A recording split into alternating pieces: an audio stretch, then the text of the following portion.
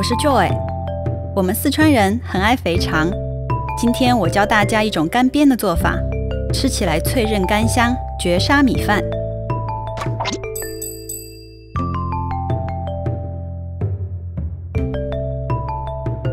现在我们买到的肥肠很多都是经过焯水预处理的，拿回家一般我还会再次清洗，去异味。要减去肠壁多余的油脂，这是异味的来源。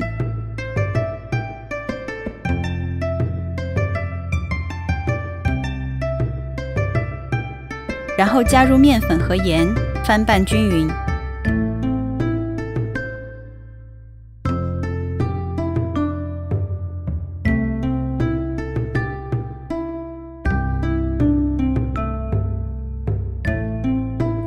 揉搓冲洗干净就可以了。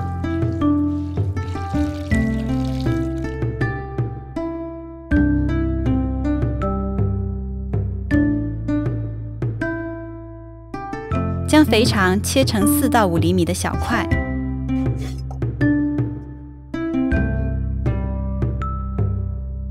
干辣椒段、生姜、青椒、葱、蒜这些配料也切配好。干煸肥肠其实是先煸后炒，并不是一锅出。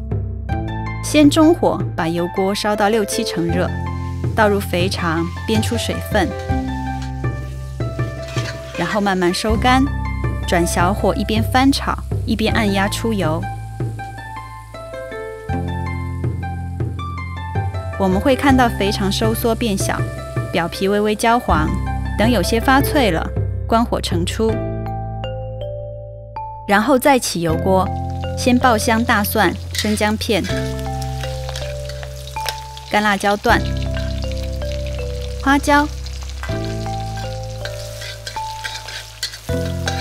豆瓣酱，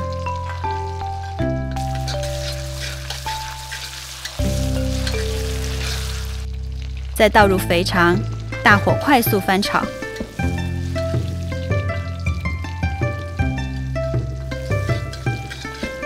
加适量生抽、白糖、白酒调味，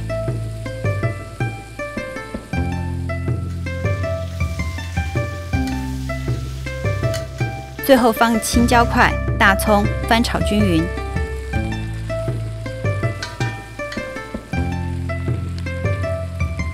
干香脆口的干煸肥肠就做好了。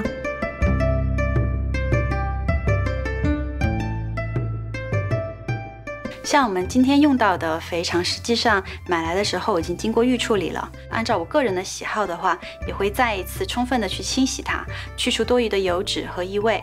如果买来是完全生的肥肠，用同样的方法清洗之后，要加白酒和生姜，完全焯水之后再进行煸炒的步骤。干煸肥肠要分2次下锅，第1次煸出水分，充分的煸出油脂，第2次用大火爆炒，这样子可以炒出镬气和香气。这样子做出来的肥肠呢，表皮是酥脆的，同时呢，里面又保留了韧性，有嚼劲。